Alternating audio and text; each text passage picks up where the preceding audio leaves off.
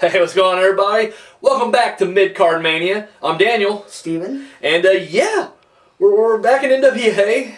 The last time we was here, but we're going to the Bunkhouse Stampede. I kind of get cold feet when I go to NWA. Oh, shit. Just don't care for it. Not because it's December either, just because it's, it's NWA. And the match is a world title match. Ric Flair with J.J. Dillon in his corner going up against Roadwarrior Hawk with Precious Paul Ellering in his corner. So, now, when I brought this up to you last week, you told me that you didn't even know that Hawk and Ric Flair even battled. Yeah. It's like, Roadwarrior and Hawk and Ric. I'm like, that don't make no sense. But from what you told me, that the Roadwarriors had a match with Arn Anderson and Ric Flair, which ended in a build DQ. Up to this, yeah. And I had no clue that happened either. But whatever. You do gotta remember though, we're WWF guys. Like at the end of the day, we're WWF guys. So even though I'm more into independent, and he's in WCPW. That's what we do. Yeah. But no, so I'll be honest with you too, because when I first heard about this match, it just seemed weird. And I don't know what's the fact that the Road Warriors were separated, because I know even during their tag run, they did have those single matches. Few and far between. But I know like during like the Grand American Bash tour, they had their whatevers.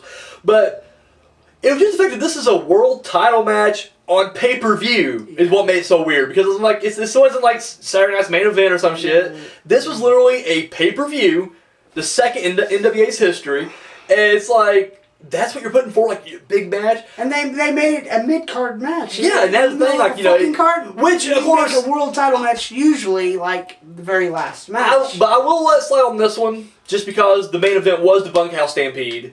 Yeah. It's kind of like, when your fourth match on the Rumble card is the title match, and then the main event's the Royal Rumble. Yeah. You let that one slide. I'm like, all right, we'll let it go. So, but yeah, so, now I did actually see this match years ago. I got a cousin who actually is an NWA guy, so I was watching the match with him. Honestly, I didn't give a shit about the entire card. I was just like, let's get to the Bunkhouse Stampede. But I'm watching it with him, and I'll be honest, I wasn't paying attention. I was talking during the whole thing. So I honestly didn't watch the match. Kind of like he does with during the show. Yeah, exactly. Just run my mouth, piss everybody off around me, and then whenever my stuff comes, I'm like, whoa, shh. Don't shut your mouth. I'm watching this. Quiet back there! Yeah. And then, it's how it rolls. Alright, so let's get into the actual match itself. Yeah. Now, I will say, Hawk dominates hard off. No sells, like everything Flair throws at him. Yeah. However... Few chops. Yeah, dude, Flair has some fucking chops, and Hawk no sells it. But you know what he does sell? A fucking low blow. I don't care who you are, low blow takes you down. Down to your knees, yeah. My lands. Any other highlights from the match you can think of? Well, there was one part where they were running around the ring and Ric Flair throws these wooden stairs at Hawk, and Hawk catches them, throws them out of his way, and just charges at Flair. Just funny that it's wooden stairs. You know what I mean? Yeah. Like, at least, from all my recollection, it's always been whenever the stairs get involved, it's a still, stairs that go up there. But it's like these old rickety kind of wooden stairs.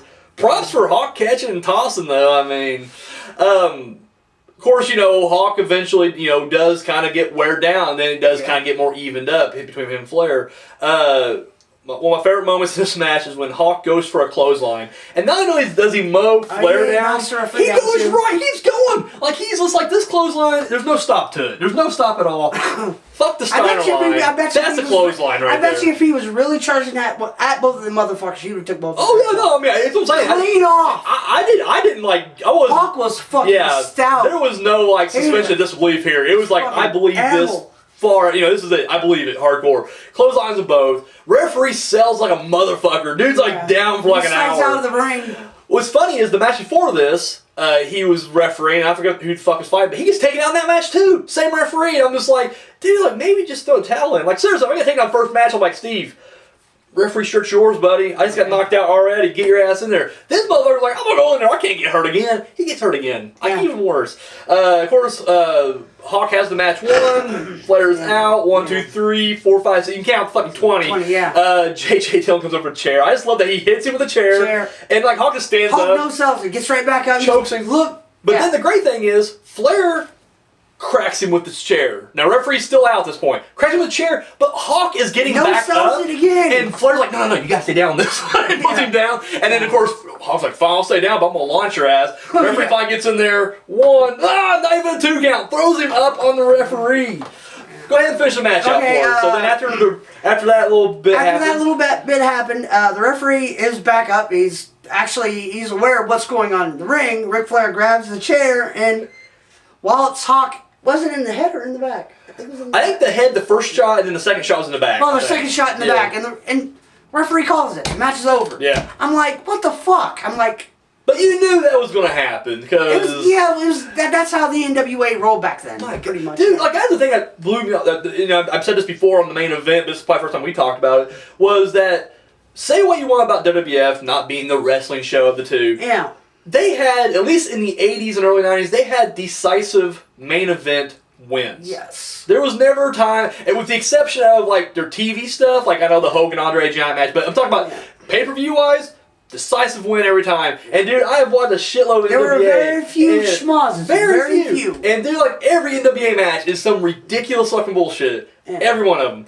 Including this one right here. Now, don't get me wrong, I wasn't expecting Hawk to win it and have a long title run. I mean, let's be real. He's a tag team wrestler, Yeah. But still, the fact that, like, you couldn't do a different way. I thought it would have been cool if he held the belt for, like a week. Yeah, or, And Ric Flair came back and beat his ass. Yeah. Could got him an extra title run there, but, he didn't do it.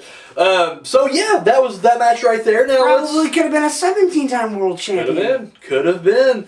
There's a few cases that happens, actually. We won't get into it right now, but there's a few times I'm like, you know what? If you would have played your cards right, you could have had an extra title on there. Mm-hmm. So, the fallout from this match, really the only thing that really happened of note after this match was this was during time when Luger was feuding with the Horsemen because he just recently got kicked out. And I think he was replaced for Barry Windham, wasn't he? And he would eventually work his way up to Flair. Even though we're not in WA, guys, we know a little bit about it. We got a little bit. I got some almanacs down here I studied when I was a kid, so... he would work his way up, and then, of course, he would finally get a shot at Flair. Next 2 pay-per-views would be Luger-Flair matches, and in NWA fashion, Luger would lose in the most ridiculous fashion ever. Like, the next one's Great American Bash, and that's the one where he gets busted open. Yeah. And they called it because, like, there's too much blood. Yeah. There wasn't. There really wasn't. And it's just like, they're like, call the match. The Maryland Athletic State Commission said this, we gotta cut the match because, I'm like, what the fuck? It's a joke. NWA is a joke. Anybody follows it is a joke. He didn't bleed like Kerry Von Erich did with Jerry the King Lawler. That's the point. Is like Flair has bled, but dude, everybody's bled more. I have bled more. All right, and Luger has a slight cut, and they're like, "Call the match." This guy right here, and they're literally just like, "Call the match, call the match." So anyway, okay, so we did build up, we did the match, review time. What did you think of this match? Give me your honest opinion about this match. It's pretty much like every single Ric Flair match. Nothing unique. It's the same. He tries to make it to the top rope. Goodbye, Ric Flair. He doesn't make it up to the top rope, and they toss him off. The same where he starts getting pummeled. He falls down on his face. Gets thrown into the turnbuckle. He does his little flip and gets clotheslined. Same. I've never been a fan of Flair. Never. Because he never did anything unique or interesting. He was more or less a glorified, I don't know, bump taker. Bump taker, though. I'll give him props. I'll give him props on selling moves. I'll give him props on that.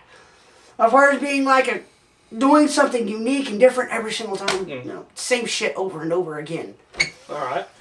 So this match for you just kind of... wasn't really a fan of it. Alright, fair enough. I'll be honest with you, I was pleasantly surprised. Now, not to get too off track, I will defend Flair in the sense that if you would have hit me up before I started in the show, absolutely. Now I am. Now I'm just like, got beat on there. If you would have hit me up before I started the show, though, or the main event, I would have been like, yeah, same thing. Flair just, you've seen one Flair match, you've seen them all. After watching him, granted, his moves list is the same fucking move list, but he does bring a level of psychology to each match that is different. Luger, same way. I used to be a very, fuck Luger, and now watching, you know what, the dude actually, he gets more shit than he deserved because he had, they put some decent matches on him. To get back on topic here, this match surprised me more than anything else. Now, was this a classic? No. Was not a classic at all. And once again, I'm not gonna say it doesn't feel like a main event or even mid card. I know it's a world title match, but it does. It still feels like a decent pay-per-view match. Like, it still feels like it belongs on the card. But what surprised me the most was that Hawk could hang with Flair. Granted, Flair did have the same kind of match where Flair gets dominated the first half, comes back in the second half, fucked up finish.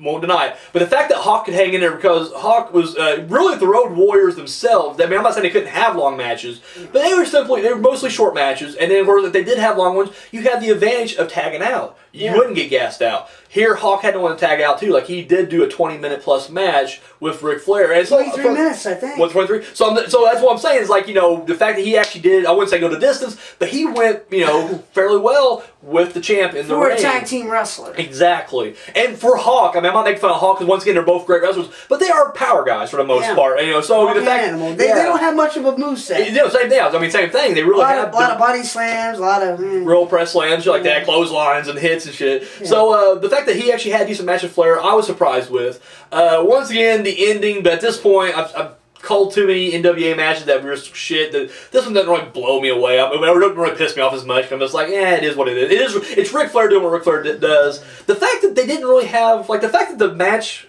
was started or began because of a DQ finish, and then that they had this match and then a DQ finish. It would make sense that at some point, once again, I'm not an NWA guy, so if you guys know, let me know, but at some point between here and the Great American Bash before he faces Luger, if he would have fought Hawk again in maybe some kind of specialty match, whether it be cage or just I don't know if they had street fights at the time or not, but something different, it would have made more sense. Like, it would have felt like, well, will Hawk finally get it? Now the rules are out the table. Will he win the title? And I'm sure Flair would have screwed him over, but I don't know if that ever happened. So if you guys know, definitely let us know. So put it down in the comments down below. Put it right down there, baby. So yeah, that's about all we got this week. You want to take it home? Yeah, I'll take it home. Thanks for watching. Come back and check us out. We're going to be doing WrestleMania 4. Oh, going back to WWF. WWF. Yeah. And thanks for watching. Read between the lines. My name is Steven. I'm Daniel. Guys, have yourself a Merry Christmas and be safe out there. Happy holidays! I go Christmas. Fuck happy holidays. Fuck Christmas. Wow, that's pretty rude. Pretty horrible. Alright, we're out, guys. Later.